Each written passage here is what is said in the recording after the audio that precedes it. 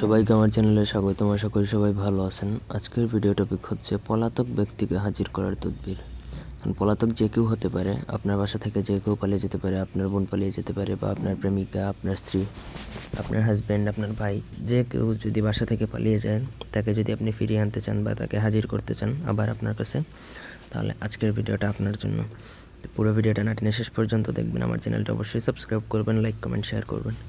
আপনারা যদি আমাদেরকে দিয়ে কোনো ব্যক্তিগত কাজ করাতে চান, তাহলে স্ক্রিনে দেওয়া নাম্বার আছে, সরাসরি ফোনে কথা বলে যে কোনো কাজ করাতে পারবেন আমাদেরকে দিয়ে, দেশে অথবা দেশের বাইরে থেকে। কারো যদি বইয়ের প্রয়োজন হয়, আমাদের সাথে ফোনে যোগাযোগ করে যে কোনো কাজ করাতে পারবেন বা বই নিতে পারবেন। তো প্রথমত বলে রাখি, নকশাটা দেখুন, অত্যন্ত সহজ নকশা। যারা তাবিজ বা তান্ত্রিক লাইনে কাজ করে তাদের জন্য এই নকশাটা লেখা ইজি। তারপরে যে কেউ চেষ্টা করলে নকশাটা লিখতে পারবেন। নকশার ডান পাশে লেখা আছে ইয়া আল্লাহ, ঠিক আছে। তো নকশাটা প্রথমত আপনাকে লিখতে হবে।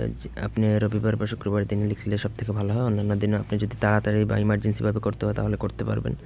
ভোজপত্রের মধ্যে আপনি নকশাটা লাল কলম দ্বারা অথবা জাফরান কালি দ্বারা লিখবেন।